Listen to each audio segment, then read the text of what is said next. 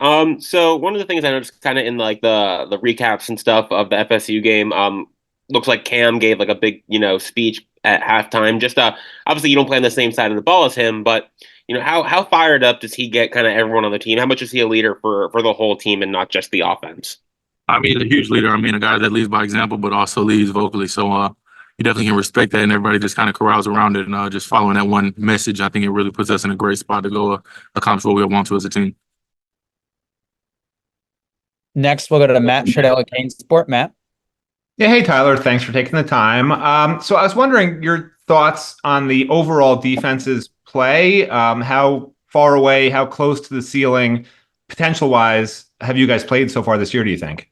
I think we've had some good moments, had some bad ones, but I think there's still a lot of room to grow on all three levels: defensive line, mid, the linebackers, and as well as the DBs. I think every group can do better, and I think we just got to keep working and just practicing hard just so that we can achieve that.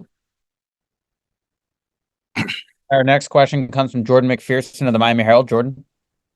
Yeah, hey Tyler, to build on that, where specifically do you think the defensive line needs to make strides moving forward? I just look at myself first. I think I can be more consistent. I think I had good moments this year, had bad moments, but just improving myself. I think that's the biggest thing that I can focus on. And as a unit, I think we just can have better chemistry, play through the calls better, play with Coach G calls better. Really, just a lot of different areas, honestly. And then with the defensive line, Ruben's been back for the past two games. Obviously, he only played a couple snaps in the Florida game and been out since. How have you seen him progressing, and what does he bring to the defense line? How much does he help round out the defensive line, I guess I should say? I mean, he's a humongous piece of that defensive line. I think he brings a lot of different versatility. He can play in the 3-5-9.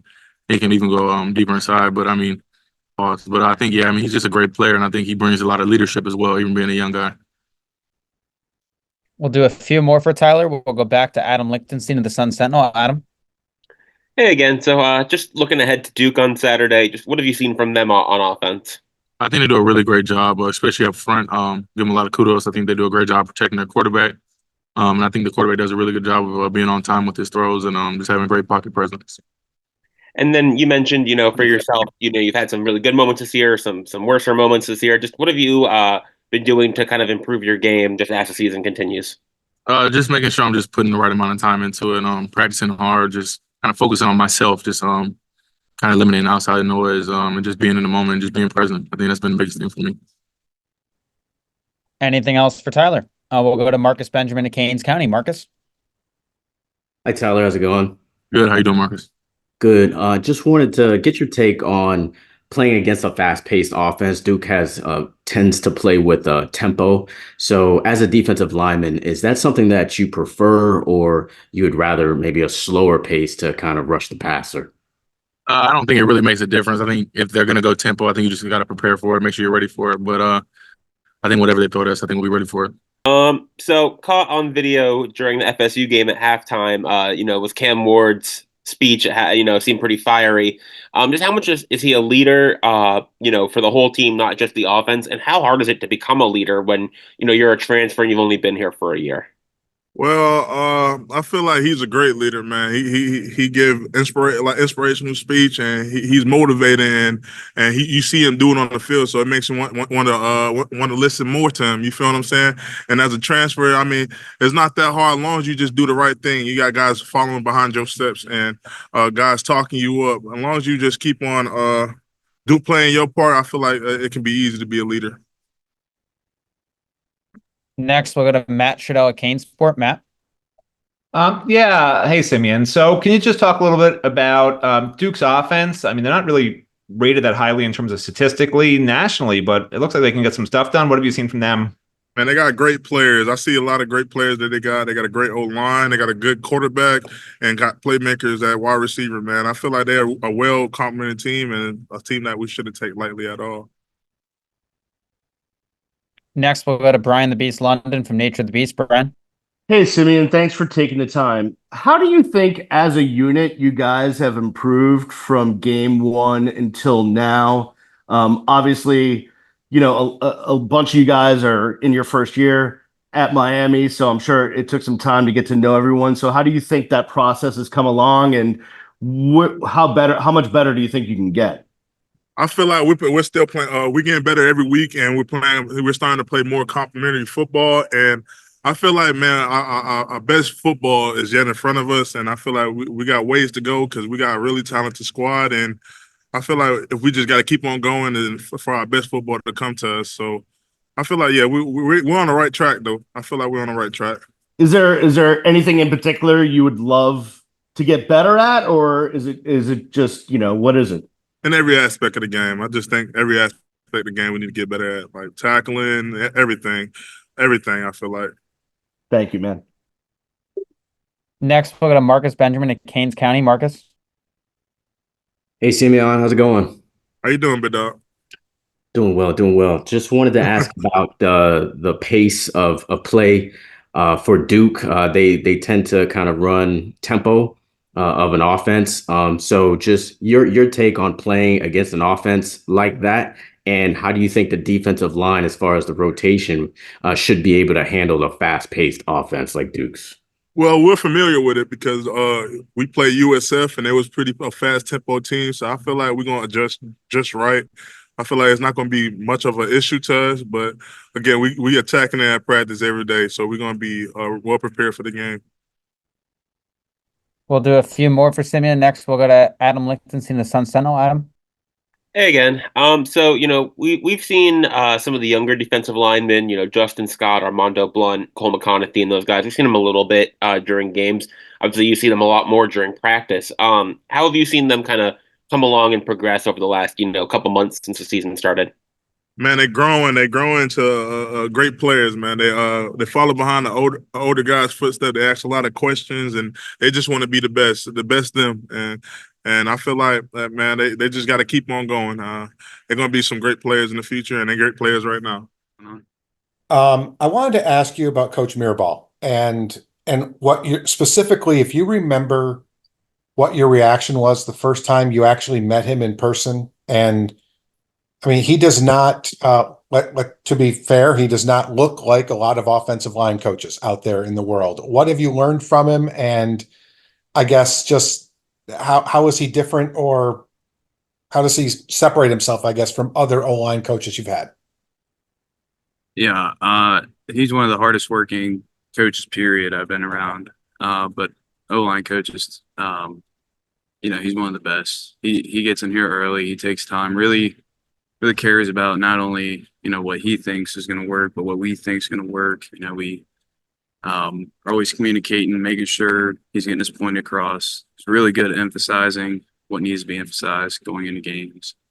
Yeah, and I guess first impressions, he was an intense guy. I know he's shorter than most, but don't let that fool you. Can you give an example? I saw your face light up when you said he's an intense guy. Can you give an example of that intensity? I mean, it's like every day. He just brings a level of urgency, and there's a fire under his butt every day to get better, to get us better. Thank you. Next, we'll go to Jordan McPherson at the Miami Herald. Jordan.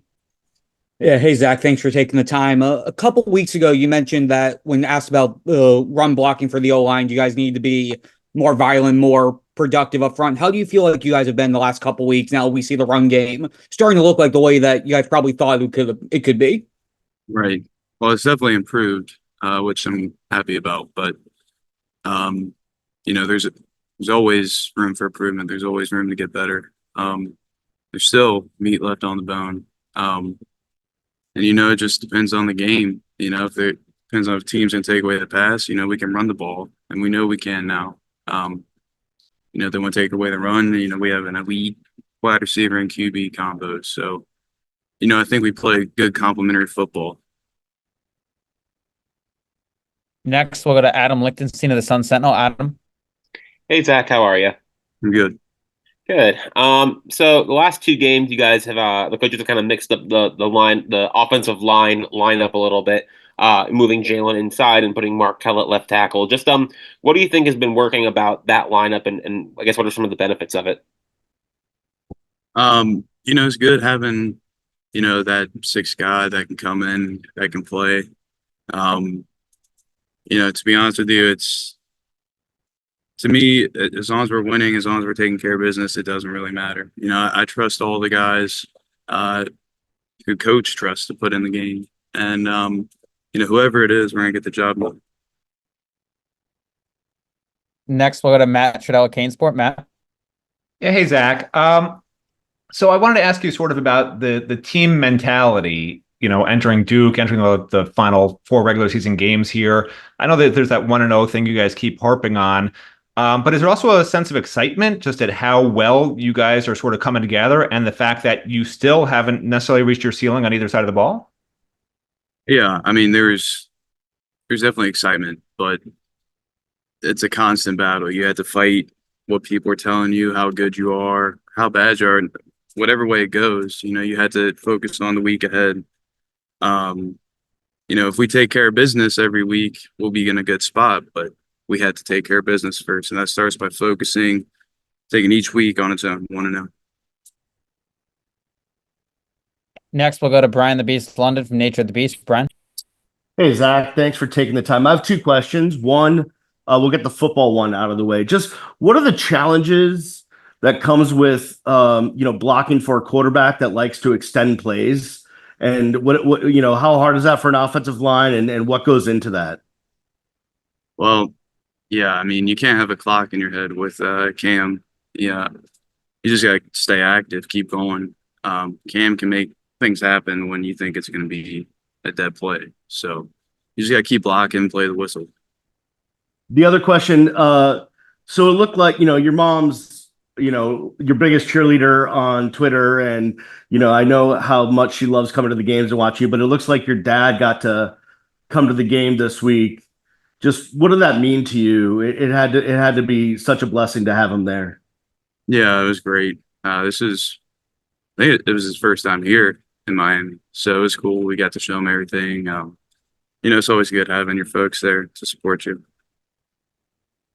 Thanks, man. We'll do a few more for Zach. We'll go back to Matt Trudell at Canesport. Matt. So I wanted to ask you just about your thoughts on Duke's defense. Is there some parts of that defense in particular that really sort of stand out to you? They're a well-rounded defensive group. The D-line, they move around a lot, try to disrupt double teams. They pass or rush quarterback well. So, I mean, we just have to communicate. We have to be on the same page, be ready for the movement. But we've been working that all week. I think, we're at a good spot right now. Whatever they throw at us, we have rules that will take care of a lot. But, they're a good team. I give them credit, and it'll be a good challenge coming up this week.